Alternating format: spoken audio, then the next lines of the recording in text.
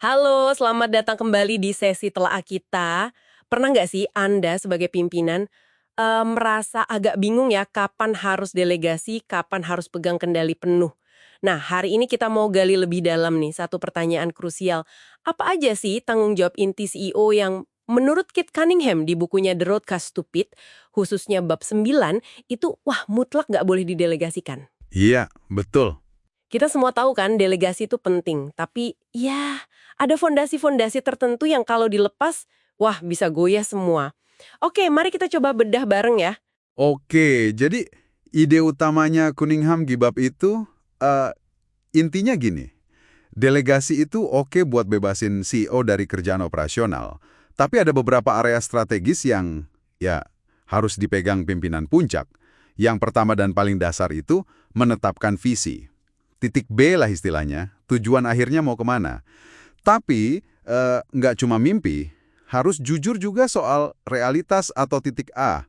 Posisi bisnis kita sekarang tuh di mana gitu. Jujur brutal ya istilahnya. Betul. Kenapa ini nggak bisa didelegasi? Ya karena cuma CEO yang punya pandangan helikopter sekaligus tanggung jawab akhir. Dia harus pastikan tujuan dan kenyataan ini nyambung dan dipahami semua orang. Termasuk juga, ini penting, mengidentifikasi hambatan inti. Rintangan utama yang menghalangi kita dari A ke B. Kejelasan di sini nentuin arah semua. Wah, menarik itu. Seringkali kan visi bagus, tapi nggak nyambung sama kenyataan di lapangan ya. Titik A-nya nggak diakui. Terus kalau arah udah jelas, hambatannya udah ketahuan, gimana soal sumber daya? Kayaknya Cunningham keras banget soal ini. Oh, sangat. Ini area kedua yang nggak bisa dilepas. Alokasi sumber daya. CEO itu penentu akhir. Kemana waktu, fokus tim terbaik kita, sama dana itu dialirkan.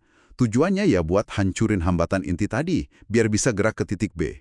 Cunningham bahkan bilang, pergeseran prioritas tanpa pergeseran alokasi sumber daya secara simultan adalah delusi. Delusi ya, keras juga. Iya, artinya ya, omong kosong kalau bilang prioritas sudah ganti. Tapi orang dan dana terbaik masih ngerjain yang lama. Ini tanggung jawab CEO, karena cuma dia yang punya wewenang penuh buat realokasi. Kadang menyakitkan, tapi perlu, biar strategi jalan. Oke, jadi bukan cuma nunjuk arah, tapi juga mastiin bensinnya ngalir ke arah yang benar ya. Masuk akal sih. Nah, bensin ini kan termasuk orang-orangnya juga ya. Gimana soal tim? Rekrutmen kan bisa didelegasi ke HR. Nah, ini dia. Cunningham punya pandangan beda, terutama buat posisi kunci. Tanggung jawab ketiga yang nggak bisa didelegasi, itu membangun tim eksekutif. Memastikan orang yang tepat di posisi yang tepat. Para A-player istilahnya. I-player ya. Iya, artinya CEO tanggung jawab penuh atas keputusan final, rekrut dan berhentiin orang di level puncak. Oh, sampai memberhentikan juga ya. Betul. Kenapa? Karena menurut dia, siapa yang ada di tim itu nentuin segalanya. A-player ini standarnya tinggi, mereka nggak butuh dimotivasi, tapi butuh tantangan. Mereka pengen tahu skornya gimana, pengen akuntabilitas. Nah, menciptakan lingkungan buat A-player ini berkembang dan ya, menyingkirkan yang nggak memenuhi standar, itu tugas CEO.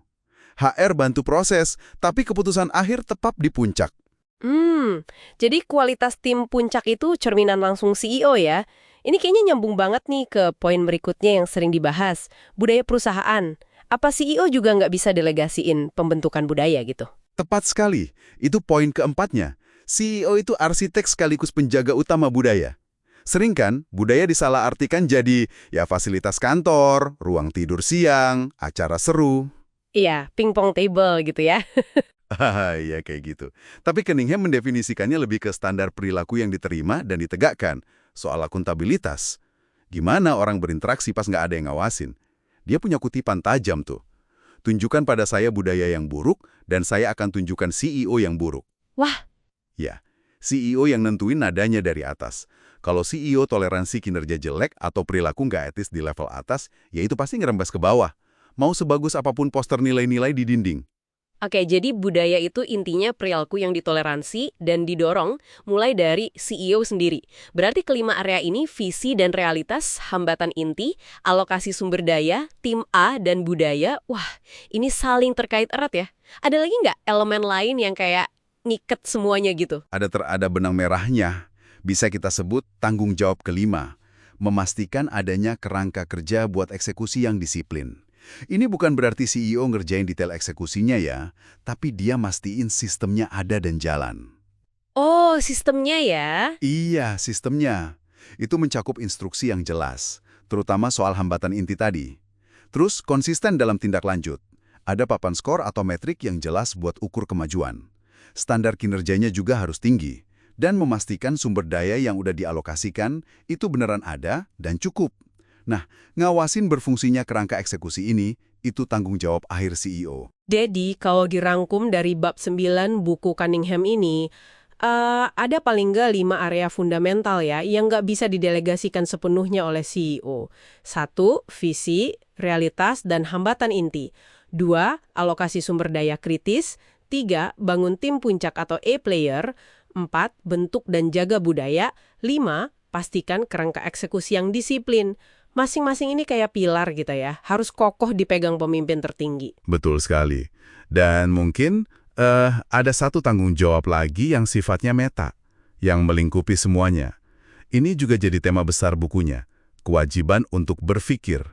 Cunningham itu sangat menekankan pentingnya thinking time. Thinking time ya? Iya, waktu yang sengaja dijadwalkan buat mikir mendalam soal bisnis. Nanya asumsi, analisis data, misahin gejala dari masalah inti, rencanain langkah strategis.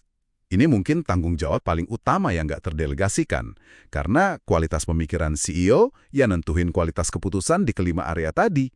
Jadi mungkin pertanyaan reflektif buat Anda para pendengar, dari kelima area inti ini, visi, realitas, sumber daya, tim, budaya, atau kerangka eksekusi, mana nih yang saat ini paling butuh thinking time mendalam dari Anda? Wah, pertanyaan bagus itu untuk direnungkan ya. Oke, terima kasih banyak sudah menyimak telaah kita kali ini. Semoga ini bisa kasih perspektif berharga buat Anda dalam memimpin. Sampai jumpa di kesempatan berikutnya.